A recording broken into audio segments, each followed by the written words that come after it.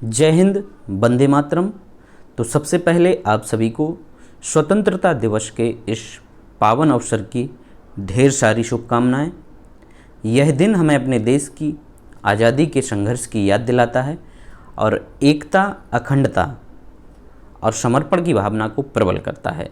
तो आइए हम सब मिलकर अपने देश की उन महान विभूतियों को नमन करते हुए, जिन्होंने अपने प्राणों के बलिदान से इस देश को सींचा है, तो हम सबका दायित्व भी बनता है कि उनकी इस विरासत को महान बनाने के लिए, हमारा देश महान है, महान था और रहेगा, ठीक है।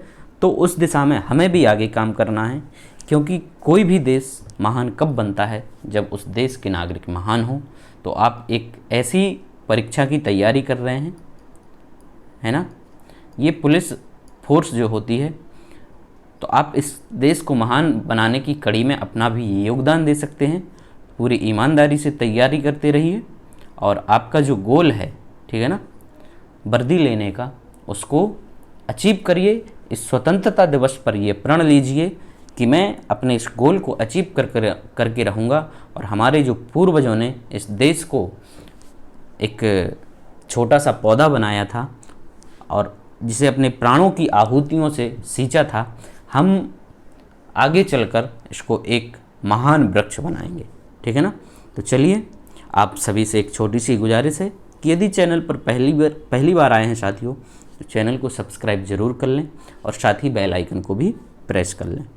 और हाँ, ये जो वीडियोज़ मैं लाता हूँ, तो इनको दबा के लाइक और शेयर भी किया करें, ठीक है ना। तो चलिए शुरू करते हैं और लेते हैं जो हम लोग टॉप 50 हिंदी का चला रहे हैं ना, टॉप 50, उसका ये आपके लिए 8वां मॉडल पेपर है। तो अभी तक हम लोग विदिन 20 मिनट या 21-22 मिनट पर कर देते थे। तो चलिए फिर शुरू करते हैं। थोड़ा सा समय लेंगे आपका, बिल्कुल इत्मीनान से बैठ के पढ़िए। बहुत ही शानदार क्वेश्चंस इसमें होने वाले हैं। तो मात्र आपका 20 से 25 मिनट का समय यहाँ पर लगेगा और एक बेहतरीन आपको प्रश्नों की श्रृंखला यहाँ पर देखने को मिलेगी। तो चलिए शुरू करते हैं और लेते हैं हम अपना आज का पहला क्वेश्चन। पहला क्वेश्चन है कि कौन सही सुमेलित है? अनुरक्ति, विरक्ति, दूसरा कह रहे असमय और कुसमय, अवसर, सुअवसर, दीर्घायु या चिरायु। तो यहाँ पर जो सही सुमेलित है ये आपके समानार्थी हो गए। अनुरक्ति और विरक्ति आपका कैसा है? ये एक दूसरे का जस्ट अपोजिट है। तो करेक्ट आंसर हो गया हमारा ऑप्शन नंबर ए। दूसरा देखते हैं, कह रहे हैं कि निम्न में कौन एक शब्द अलंकार नहीं है? शब्द अलंकार यहाँ पर कौन सा नहीं है? तो हम जानते हैं कि जो अलंकार के भेद होते हैं वो कितने होते हैं? 2 होते हैं। कितने होते हैं साथियों? 2 भेद होते हैं, ठीक है ना। अलंकार के कितने भेद होते हैं? 2। ज़्यादा डिटेल चर्चा नहीं करेंगे, थोड़ा सा आपको बता रहे हैं। एक तो होता है आपका शब्द अलंकार और दूसरा होता है अर्थ अलंकार, ठीक। शब्द अलंकार में मुख्यतः आपके 3 आते हैं। कितने आते हैं? 3। तो वो कौन कौन से? यहाँ पर अनुप्रास आपका है, श्लेष है और यमक है। तो यहाँ पर जो शब्द अलंकार नहीं है वो कौन सा? डी वाला उपमा अलंकार आपका ये कैसा है? अर्थ अलंकार है। तो राइट आंसर होगा साथियों यहाँ पर option number D. Next question, निम्न में कौन अर्थ अलंकार नहीं है? अर्थ अलंकार यहाँ पर कौन सा नहीं है? तो अभी बताया ना आपको, उपमा होगा आपका, उत्प्रेक्षा होगा और रूपक होगा।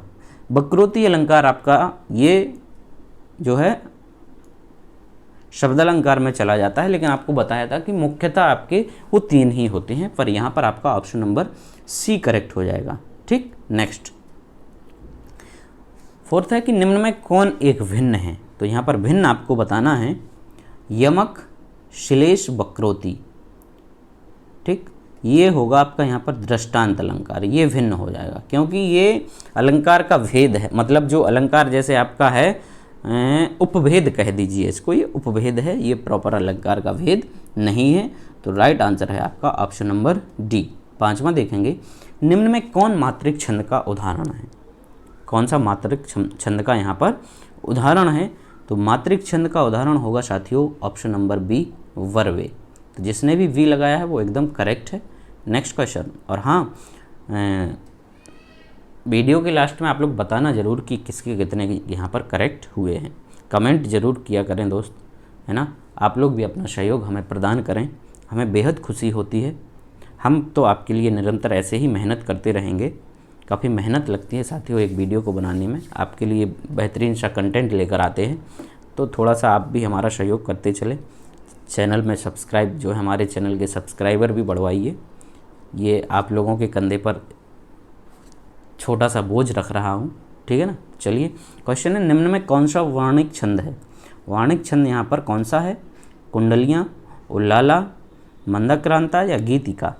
कौन सा होगा साथियों? सी हमारा यहाँ पर करेक्ट आंसर हो जाता है। मंदाक्रांता जो है एक वार्णिक छंद होता है। नेक्स्ट क्वेश्चन देखेंगे, शांत रस का स्थायी भाव क्या है? सभी को पता है लगभग, और आशा है कि सब लोगों ने खटाखट आंसर लगा भी दिया होगा। कौन सा है? सी, निर्वेद जो है वो शांत रस का स्थायी भाव होता है। अगला क्वेश्चन है, अनुराग किस रस का स्थायी भाव है? अनुराग, तो अनुराग आपका कौन से रस का स्थायी भाव होगा साथियों? ये होगा आपका वात्सल्य रस का। किसका होगा? वात्सल्य रस का होगा ना, तो वी हमारा यहाँ पर राइट आंसर हो जाएगा। 9वां क्वेश्चन देखेंगे, शंकर का सही संधि विच्छेद क्या होगा? अभी जस्ट पिछले ही सेट में किया था, ये क्वेश्चन रिपीट हो गया है। शम प्लस कर, राइट आंसर हो गया ऑप्शन नंबर ए। नेक्स्ट, व्यर्थ का सही संधि विच्छेद क्या है? ये भी आपको करा चुका हूँ, बी प्लस अर्थ। बी प्लस अर्थ यहाँ पर ऑप्शन नंबर सी बिल्कुल करेक्ट हो जाता है। अब देखिए 11वां क्वेश्चन, निम्नलिखित में एक वाक्य में क्रिया भक्षण करने के अर्थ में प्रयुक्त हुई है। यह वाक्य है, कौन सा है? कह रहे हैं वह हराम का पैसा खाता है, वह जूते खाता है, वह कसम खाता है, वह आम खाता है। तो भक्षण मतलब भक्षण कह रहे हैं, तो भक्षण तो वो होता है ना जो अपने अंदर जाए पेट में, तो भक्षण करने के अर्थ में प्रयुक्त हुई है कौन सी? वह आम खाता है। डी हमारा यहाँ पर एकदम करेक्ट आंसर हो जाएगा। 12वां क्वेश्चन देखेंगे, तू डाल डाल में पात पात का अर्थ क्या है? कह रहे कि खतरा उठाना, आगे आगे दौड़ना, पेड़ पर चढ़कर खेलना, या चालाकी का जवाब चालाकी से देना। तो चालाकी का जवाब चालाकी से देना यहाँ पर आपका बिल्कुल सही आंसर होगा, ऑप्शन नंबर डी। नेक्स्ट है, अकाल पीड़ित में समास है, कौन सा होगा अकाल पीड़ित में? बताइए आप लोग फटाफट। अकाल पीड़ित में मतलब अकाल से पीड़ित, से विभक्ति आ रही ना, तत्पुरुष हो जाएगा। Correct answer option number C. 14 question, अनुवेशन का शुद्ध संधि विच्छेद क्या होता है? अनुवेशन का कई बार आपको बताया है, अनुवेशन का जो शुद्ध संधि विच्छेद होता है अनु प्लस एषण होता है, ठीक है। अनु प्लस वेषण नहीं होगा, अनु प्लस एषण होता है मेरे दोस्तों। राइट आंसर होगा ऑप्शन नंबर डी। 15वां, निम्नलिखित शब्दों में योगऋण शब्द कौन सा है? योगऋण कह रहे चक्रपाणी है, पाठशाला है, उपचार है और अभिव्यक्ति है। तो यहाँ पर योगऋण होगा आपका चक्रपाणी। कौन सा होगा? चक्रपाणी, ऑप्शन ए हमारा बिल्कुल करेक्ट हो गया। 16वां, गोधूम का तद्भव है। गोधूम का तद्भव आपको बताना है। गोधूम का तद्भव क्या होता है? वेरी इजी, गेहूँ। गेहूँ का पढ़ते ना अपन लोग तत्सम गोधूम, तो तद्भव होगा गेहूँ। 17वां देखेंगे, तल्लीन शब्द में सही उपसर्ग का विच्छेद है कौन सा? तल प्लस लीन होगा या तत् प्लस लीन होगा? तत् प्लस लीन या तत् प्लस लीन, कौन सा होगा बताइए फटाफट। डी हमारा यहाँ पर एकदम राइट आंसर हो चुका है, तत् प्लस लीन, तल्लीन। 18वां क्वेश्चन देखेंगे, शिव का कौन सा अर्थ नहीं है? शिव, महादेव, पशुपति, शंकर, ये सारे शिव के अर्थ होते हैं। चक्रपाणी आपका यहाँ पर भिन्न हो जाएगा। तो राइट आंसर कौन सा होगा? ऑप्शन नंबर सी बिल्कुल सही हो जाता है। 19वां क्वेश्चन देखते हैं, कारक के भेद होते हैं, कितने होते हैं? 5 होते हैं, 6 होते हैं, 7 होते हैं या 8 होते हैं? बताएं आप लोग कितने होते हैं? ये कुछ ऐसे बेसिक क्वेश्चंस होते हैं जो हम लोग ऐसा लगता है पढ़ के नहीं जाते कि सिंपल है भाई हो जाएगा, लेकिन यही गलती करके आ जाते हैं, बाद में पछताते हैं यार कि इतना सिंपल क्वेश्चन हमने गलत कर दिया। तो कारक के भेद होते हैं आपके 8। कितने होते हैं? राइट आंसर होगा आपका 8। कभी कभी आपको पूछ लेते हैं संज्ञा के भेद कितने होंगे, विशेषण के कितने होंगे, सर्वनाम के कितने होंगे, तो इनमें ना सब हौच पौच हो जाता है, क्योंकि ये छोटी छोटी चीज़ें पढ़ के ही नहीं जाती ना, यही डिस्टर्ब कर देती हैं, है ना। तो इनको भी हमें तवज्जो देना है, नज़रअंदाज इनको बिल्कुल नहीं करना है कि ये कोई क्वेश्चन ही नहीं है। कभी कभी यही हमें दिक्कत में डाल देते हैं। नेक्स्ट क्वेश्चन है, केशव कहीं ना जाए का कहिए। केशव कही न जाए का कहिए पंक्ति के रचनाकार कौन है? तो बताइए इसके कौन है रचनाकार? पढ़ा है इस क्वेश्चन को? नहीं पढ़ा है तो हम बता देते हैं। ऑप्शन नंबर सी तुलसीदास यहाँ पर करेक्ट हो जाएगा। 21वां, सूरदास प्रेमचंद के किस उपन्यास का पात्र है? तो सूरदास आपको मिलेंगे किसमें? रंगभूमि में। मुंशी प्रेमचंद का जो उपन्यास है रंगभूमि में, उसका जो मुख्य पात्र है वो क्या होगा? Surdas. Right answer option number D. चलिए आगे बढ़ेंगे।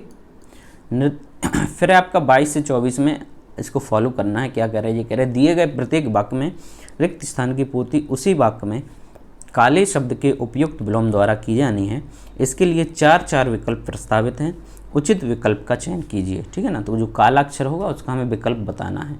हालांकि काले सभी हैं लेकिन थोड़ा मोटा वाला काला देखना है।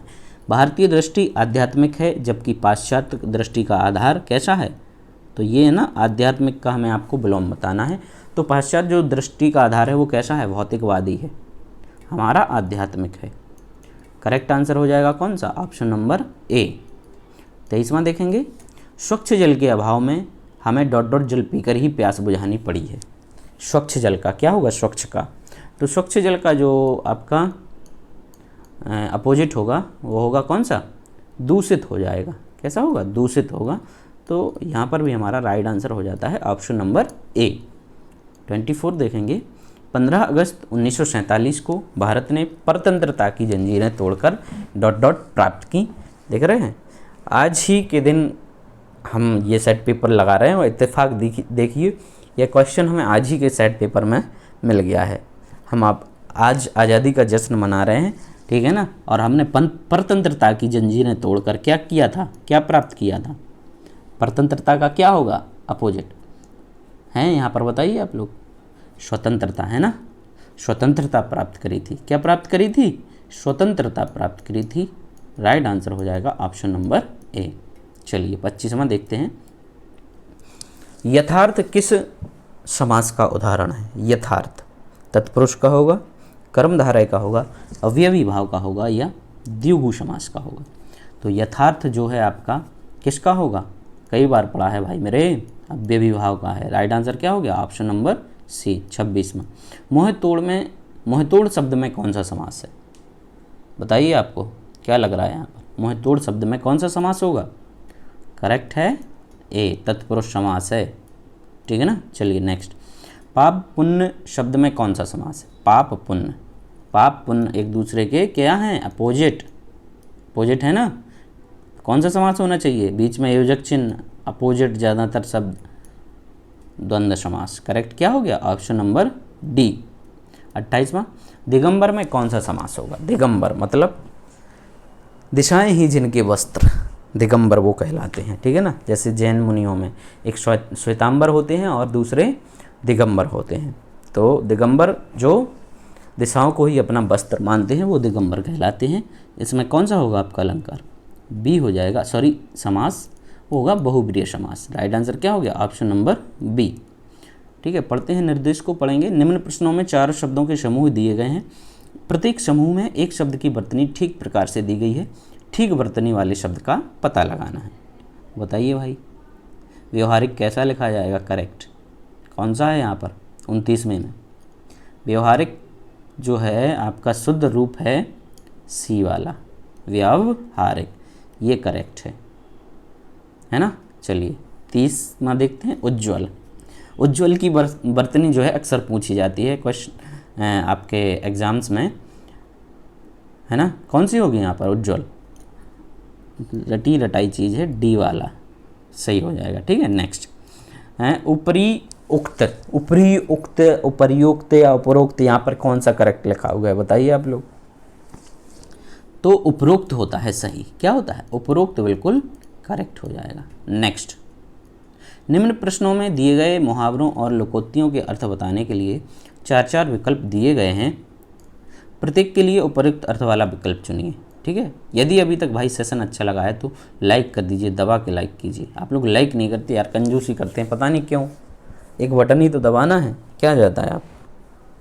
तो घी के दिए जलाने का अर्थ क्या होता है? घी के दिए रोशनी के लिए जलाए जाते हैं। रोशनी करना, पूजा करने के लिए, खुशी मनाना या धनवान होना। देखो घी के दिए जलाने का अर्थ होता है खुशी मनाना, वेरी सिंपल। नेक्स्ट, सिर चढ़ाना का क्या अर्थ हुआ? बहुत आदर करना, बहुत आज़ादी दे देना, पुष्प चढ़ाना या चिंता करना। तो सिर चढ़ाने का अर्थ होता है कि बहुत ही उनको फ्रीडम दे देना किसी को। तो हम लोग कहते हैं भाई सिर पर क्यों चढ़ रहे हो, है ना। सिर चढ़ाना मतलब बहुत आज़ादी। कहते हैं कि फलाने ने अपने बच्चे को सिर पे चढ़ा के रखा हुआ है, काफ़ी छूट दे रखी है, जिसका अर्थ ये हुआ। नेक्स्ट है 34, आम के आम और गुठलियों के दाम। आम और गुठलियाँ खरीदना बिल्कुल भी नहीं, जिसमें सब लाभ ही लाभ हो। आम खरीद कर गुठलियों को बेचना, या जिसमें सब हानि ही हानि हो। तो जिसमें सब लाभ ही लाभ हो तो कहते भाई आम के आम और गुठलियों के दाम। Right answer option number B. 35, हरि गीत का छंद के प्रत्येक चरण में कितनी मात्राएं होती हैं? कई बार आपको मैंने बताया है, तो आशा है कि आप लोग आज भी इसको सही ही करेंगे। राइट आंसर होगा आपका ऑप्शन नंबर डी 28। कितनी मात्राएं होती हैं? 28 होती हैं। 36वां देखिए, कलम का सिपाही किसे कहा गया है? कलम का सिपाही किसे कहा गया है बताइए आप लोग। तो ये कहा गया है प्रेमचंद को। ठीक है, प्रेमचंद को कहा गया है कलम का सिपाही। राइट आंसर होगा आपका ऑप्शन नंबर ए। 37 देखिए, निष्फल किस प्रकार की संधि है? निष्फल, निष्फल का संधि विच्छेद करेंगे हम लोग तो कैसा लिखा जाएगा? नि प्लस फल। अब आपको समझ में आ गया होगा ये क्या है? विसर्ग है। तो राइट आंसर क्या हो गया? सी वाला हो गया। नेक्स्ट, ऊ ध्वनि का उच्चारण स्थान क्या है? ऊ कहाँ से निकल रही है ध्वनि? ये ध्वनि निकल रही है आपकी कंठ से निकलती है। राइट आंसर हो गया, उच्चारण स्थान होगा कंठ। ए हमारा बिल्कुल यहाँ पर सही उत्तर हो जाता है। 39, आकाशदीप किसकी रचना है? आकाशदीप कह रहे हैं कि किसकी रचना है, तो बताइए आप लोग किसकी रचना है? आकाशदीप जो रचना है साथियों वो है जयशंकर प्रसाद जी की। राइट आंसर होगा ऑप्शन नंबर बी। 40वां, अंधा युग किस प्रकार की रचना है? अंधा युग किसकी रचना है ये, और किस प्रकार की रचना है? ठीक है ना, तो ये अंधा युग शायद आपकी धर्मवीर भारती की रचना है ना, और ये एक काव्य नाटक है। क्या है? काव्य नाटक है। राइट आंसर होगा आपका ऑप्शन नंबर सी। 41, कोणार्क नाटक के लेखक कौन है? ठीक है ना, 41 का कह रहे जयशंकर प्रसाद हैं, जगदीश चंद्र माथुर हैं, लक्ष्मी नारायण मिश्र या मोहन राकेश हैं। कोणार्क नाटक, तो ये जो नाटक है इसके लेखक हैं आपके जगदीश चंद्र माथुर। बी हमारा यहाँ पर बिल्कुल करेक्ट हो जाता है। 42 देखिए, अनामिका किसका काव्य संग्रह है? किसका है? निराला, पंत, महादेवी वर्मा, प्रसाद। तो ये है आपका निराला जी का, सूर्यकांत त्रिपाठी निराला, ये उनका काव्य संग्रह है जिसका नाम है अनामिका। 43 देखिए, कह रहे हैं यदि ए ओ ऐ औ के आगे कोई स्वर हो तो इनके स्थान में क्रमशः अय औ आय और आओ हो जाता है। तो ये कौन सी स्वर संधि कहलाती है? ये नियम पढ़े हैं ना, कभी कभी ये भी पूछ लें तो थोड़ा इसको भी रिवाइज करके जाना चाहिए हमें, है ना। बाकी शॉर्टकट ट्रिक तो अपने काम कर ही जाते हैं, लेकिन कभी कभार ऐसे क्वेश्चन भी आ जाते हैं, तो इसके लिए हमें बेसिक पढ़ना भी काफ़ी ज़रूरी होता है। तो ये जो स्वर संधि कहलाएगी आपकी कौन सी कहलाएगी? यड़ कहलाएगी। बी हमारा यहाँ पर बिल्कुल करेक्ट हो जाएगा। कौन सा होगा? बी हो जाएगा। चलिए आगे बढ़ेंगे। फिर कि दिए गए वाक्यों में काले शब्दों के पर्याय समानार्थक शब्द के लिए 4 विकल्प दिए गए हैं, उचित विकल्प चुनिए। ठीक है, काला शब्द है यहाँ पर धरती। ठीक है ना, किसान धरती का मातृवत सम्मान करता है, तो धरती का समानार्थी क्या होगा आपका? ये होगा आपका वसुधा, है ना। धरती को वसुधा भी कहते हैं। तो किसान धरती का कैसा करता है? मातृवत सम्मान करता है, या वसुधा का मातृवत सम्मान करता है। 45 देखते हैं, नदी जीवन भी देती है और विनाश भी कर सकती है। बिल्कुल सही बात है, जीवन मतलब हमें पानी देती है और जल ही हमारा जीवन होता है। और आपने देखा होगा अभी कई रील्स वगैरह भी देखते हैं कि कुछ लोग बड़ा बहुत बहादुरी दिखाते हैं अपना, है ना, नदी नालों के बीच पानी से ऊपर होना चाहते हैं लोग, उससे अपने आप को बड़ा दिखाना चाहते हैं। और पता चला बहुत तेज़ी से नदी बह रही है, पुल के ऊपर पानी है, भाई साहब लोग जाके अपनी गाड़ी घुसा देते हैं तो फिर चले जाते हैं, है ना। तो ऐसी बहादुरी ना दिखाएं भाई, पानी से पंगा ना लें, बहुत ख़तरनाक चीज़ होती है। 45 देखिए, हाँ, तो नदी का अपन को यहाँ पर क्या बताना है? पर्याय बताना है, सरिता होगा। राइट आंसर क्या होगा? सरिता। नेक्स्ट है, गर्मी में वायु तेज गति से चलती है, तो तेज गति वाली वायु के लिए क्या कहते हैं? क्या कहते हैं? अनिल कहेंगे झंझावात या चक्रवात। तो गर्मी में आंधी। Right answer option number C. चलिए 47, निम्न में कह रहे कि कौन सुमेलित नहीं है? शुचि का पवित्र बिल्कुल सही है। सर सरोवर एक ही बात है। श्रवण और शौना ये नहीं है। राइट आंसर हो जाएगा आपका ऑप्शन नंबर सी, सर्ग का अर्थ अध्याय। तो यहाँ पर सी हमारा बिल्कुल करेक्ट आंसर है। नेक्स्ट क्वेश्चन 48, अदृश्य शत्रु के अनुरूप उपयुक्त मुहावरा है, कौन सा होगा आपका? अदृश्य शत्रु, मीठी छुरी, मुँह में राम बगल में छुरी, पेट में दाढ़ी या आस्तीन का सांप। तो आस्तीन का सांप, यानी अदृश्य आपका शत्रु जो आपको दिखाई ना दे रहा हो, आपके आसपास हो, वो आपका आस्तीन का सांप होगा। राइट आंसर क्या हो गया? ऑप्शन नंबर डी बिल्कुल करेक्ट हो जाएगा। 49 देखेंगे, गिराना किस प्रकार की क्रिया है? गिराना यौगिक है, नाम धातु क्रिया है, प्रेरणार्थक क्रिया है या संयुक्त क्रिया है? तो ना, आना, नाना, जाना ये ऐसे शब्द होते हैं ना, आना जुड़ा हो जिसमें, आना वाना, वो प्रेरणार्थक क्रिया होती है। राइट आंसर हो गया ऑप्शन नंबर सी। 50वां, निम्नलिखित में कौन सा शब्द स्त्रीलिंग नहीं है? स्त्रीलिंग, सुबह, दोपहर, सांझ और दिन। तो सुबह हो गई कि हो गया? सुबह हो गया भाई, ऐसा कहते। दोपहर हो गया, सांझ हो गया, हो गई। दिन दिन दिन दिन यहाँ पर हमारा क्या हो जाएगा? वो पुल्लिंग हो जाएगा। तो डी हमारा यहाँ पर एकदम करेक्ट आंसर होगा। तो ये था आपका, मात्र यहाँ पर भी आपका 1 से 2 मिनट ही एक्स्ट्रा लिया गया है। तो आई होप कि आपको जो सेशन है वो अच्छा लगा होगा। यदि अच्छा लगा है दोस्त दबा के लाइक करिए, शेयर करिए, ठीक है ना, और बाकी चैनल को सब्सक्राइब करना ना भूलिए। तो कल फिर मिलते हैं एक और नए प्रैक्टिस सेट्स के साथ। तब तक के लिए आप सब लोग अपना ध्यान रखिए और तैयारी ज़बरदस्त रखिए। और हाँ, एक छोटी सी इन्फॉर्मेशन है कि अब आपका जो एग्ज़ाम सेंटर है ना और एग्ज़ाम की डेट, वो कल यानी 16 को आपको कंफर्म हो जाएगी। कल आपकी लिंक एक्टिव हो जाएगी, तो आप उसमें देख सकते हैं, वो भी क्लियर हो जाएगा। और आपका जो सेंटर का नाम है वो आपको एग्ज़ाम से 2-3 दिन पहले पता चल जाएगा, ठीक है ना। Thank you.